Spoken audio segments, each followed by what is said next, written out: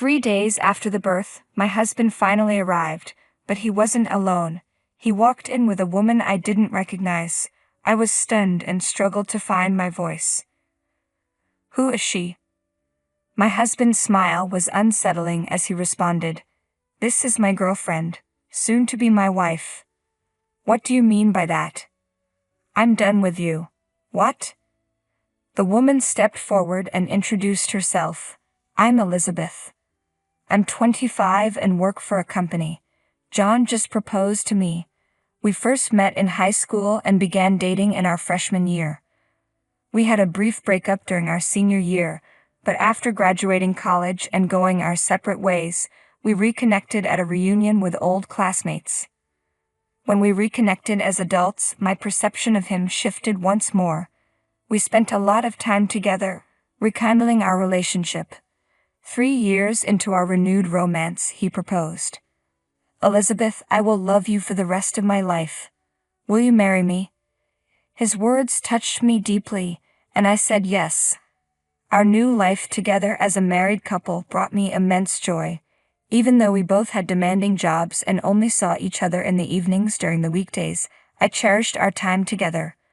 The fact that we could spend the nights together, without the hassle of constantly moving between our homes, made me incredibly happy. Back in high school, neither of us knew how to cook. However, living on our own in college gave us the chance to hone our skills. By the time we were together, we had each become quite proficient in the kitchen, which allowed us to share household responsibilities and enjoy a well-balanced life. My husband's specialty was fried foods, and he excelled at it. Since I'm not as skilled with frying, I was grateful that he was happy to take on that task for me. In contrast, I excelled at cooking Japanese dishes, like simmered vegetables. My husband would often praise my cooking, appreciating the perfect balance of flavors. Not too rich, not too bland. I envisioned a future where we continue to support each other and live happily together. 1 year into our marriage, I discovered I was pregnant. Overjoyed, I shared the news with my husband immediately. "John, I'm pregnant." His eyes widened in shock. "Really?" "Yes, it's true." For a moment, he just stared at me, his mouth hanging open in disbelief. "John, oh my God, I'm going to be a father." He finally snapped out of his daze. "Wow, your reaction was a bit delayed. You really caught me off guard." "I'm just so excited." "Yes, I'm excited too. If we're going to have a baby, we'll need to give it our all." My husband was thrilled about the news of my pregnancy, and I looked forward to raising a child together with him. At first, he was very concerned about my well-being. "Elizabeth, make sure to take it easy, okay? If you're finding it tough, don't hesitate to quit your job." "I'd appreciate that, but I plan to work until my maternity leave begins." "All right, I'll handle the housework." "Thank you."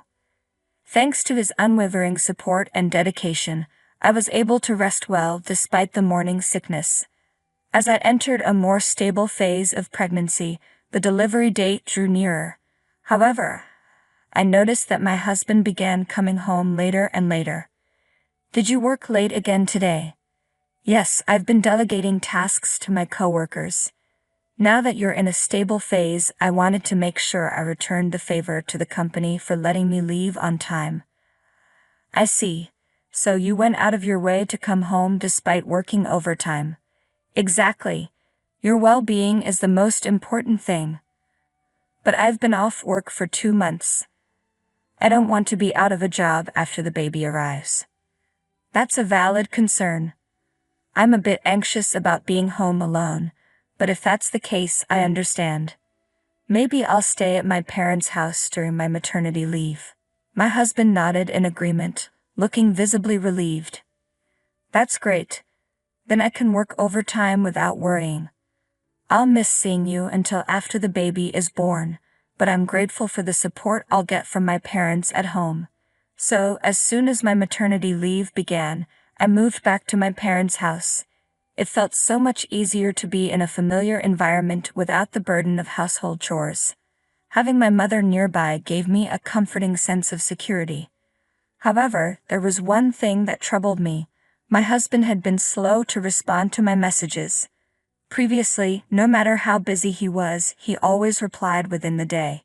Even during my morning sickness, he would respond quickly, even while at work. But now I often didn't receive a reply until the next day, and sometimes even 2 days later. When he did respond, his messages felt curt and less warm than before. The other day, I texted him to check if he was still busy at work and reminded him not to overwork himself. His reply was a brief, "Yeah." Not being able to see him in person made me anxious about his lack of response. However, since I'm pregnant, I decided it was best not to let it get to me. I resolved to give him some space and focus on staying positive by planning for the baby's arrival. I had been busy buying a lot of baby items. "Oh, Dad, you're buying so much. It's important to make sure the baby is safe and comfortable. You're really excited about your first grandchild. And you're the one constantly asking the shop assistants for advice." "Thank you, Mom and Dad." My parents were eagerly anticipating the arrival of our child. I managed to stay positive despite my husband's slow responses, and now my due date had arrived. I sent him a message letting him know that today was the day and asked him to be ready to come to the hospital as soon as he heard from me. However, he didn't even read the message. Maybe he's just caught up at work. He knew my due date was approaching, so he could have been a bit more attentive. As my labor pains began, we headed to the hospital. The moment I had been waiting for was finally here.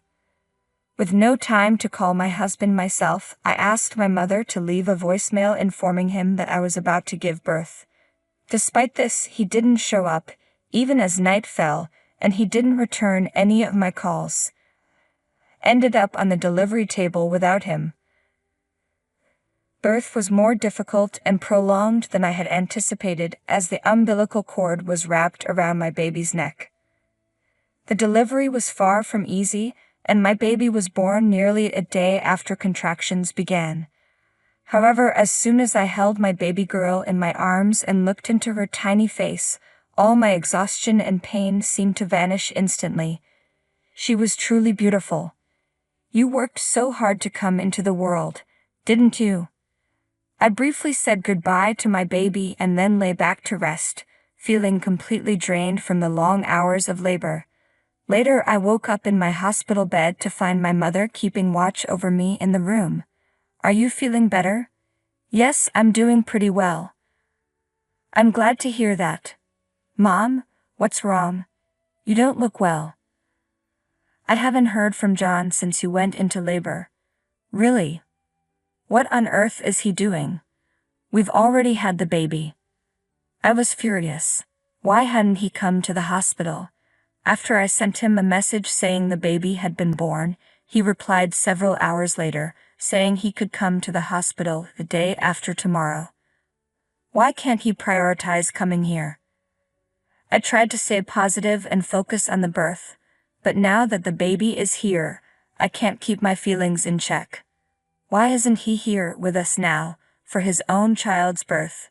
He should be flying in. Is his job so strict that they won't let him leave? I channeled all my frustration into the message I sent him, but he only read it without responding. What is going on? He was so thrilled when I told him I was pregnant. Why does he seem so indifferent now? My parents were outraged by his unreasonable behavior. My father vowed to give him a stern talking to the next time he saw him. 3 days after the birth, my husband finally showed up, but he wasn't alone. He arrived with an unfamiliar woman, leaving me speechless with shock. "You seem to be doing well. Then why did you send me messages that made it sound like you were in a crisis?" Not only had he come with a stranger, but his cold demeanor was also a shock. I was taken aback, struggling to find my voice. "Who is this woman?" I managed to ask, "Who is this woman?" And my husband responded with a smile. "She's my girlfriend, actually my future wife." "What?" The woman beside him chimed in. "Oh, what do you mean by future wife?" She laughed and playfully tapped my husband on the shoulder, saying, "Oh, this is so embarrassing." "What do you mean?" "Don't you understand? It means that you and I are divorced." "What? Wait a minute, are you saying you were having an affair? Adultery doesn't quite capture it.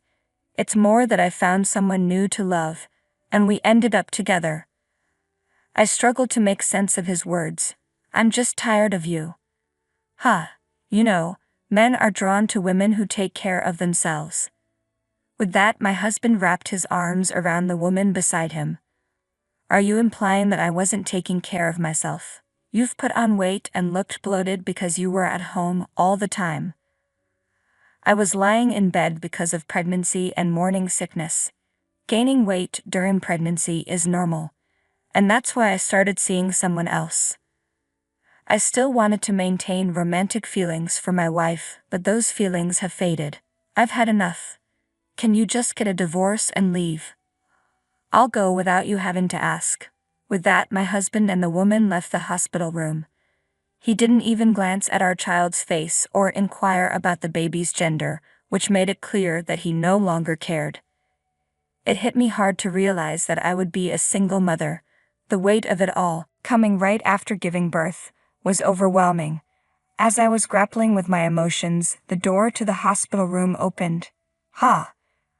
I was taken aback when my husband and mother-in-law walked into the hospital room. Why are you here? Elizabeth, I'm so sorry for what my son has put you through, she said, clearly distressed. It turned out that my mother-in-law had encountered my husband and his lover in the parking lot. After questioning him about the situation, he gave her the same explanation he had given me. She told me she sent the woman away and then confronted my husband, insisting he come to the hospital with her. What are you thinking? You have an affair while your wife is pregnant and then you ask for a divorce. Your father would have been furious if he knew about this. My father-in-law passed away a few years ago. I didn't have a choice. She came into my life and I fell in love with her. How could I have ended up married to someone like you? I see you care for her a lot. Elizabeth, do you still want to stay married to John? My mother-in-law asked, but I had already made my decision. No, I want a divorce. Well, that's your choice. My husband's face brightened at my response. Then everything is settled. Then you'll need to pay alimony for your infidelity and child support. What? Absolutely. You committed adultery and now you need to take responsibility. If you divorce Elizabeth, I'll stop supporting you financially. What? You can't be serious. Supporting me? What do you mean by supporting me? What? Elizabeth wasn't aware of this. His income was so low that he asked me to send him a few $1,000s each month. He claimed it was to maintain his lifestyle with you. I had no idea. Even though my husband's salary was low, my higher income covered the shortfall. In reality, he was using the money from my mother-in-law to fund his affair. This revelation pushed my mother-in-law to her breaking point. I'm going to demand repayment for every cent I've given you. I'm severing all ties with you. Don't ever come back to my house. No, wait. Elizabeth, I'm sorry for all this trouble. I'll arrange for a top-notch divorce attorney for you, and you can claim as much money as you're entitled to. Thank you very much. With that, my mother-in-law left the hospital with my husband. I pursued alimony and child support from my ex-husband, and I also sought alimony from his mistress. My husband, now deep in debt and abandoned by my mother-in-law, found himself cut off from financial support. His mistress left him as well, since he no longer had any money to offer. He now spends his days struggling to pay alimony and child support while living in poverty. I have no intention of letting my child have any contact with him. My goal is for him to live with regret while fulfilling his financial obligations. As for me, I've returned to work as a single mother, dedicating myself to both my job and raising my child. I continue to stay in touch with my mother-in-law, sharing updates and photos of my grandchild with her. Despite the pain my ex-husband caused, I'm grateful for the positive outcome of meeting my wonderful mother-in-law. His behavior during my pregnancy was reprehensible, And while I wish there could be harsher consequences for him, I'm relieved that his mistress decided to move on from him. I hope that you and your daughter find joy and happiness together in the future.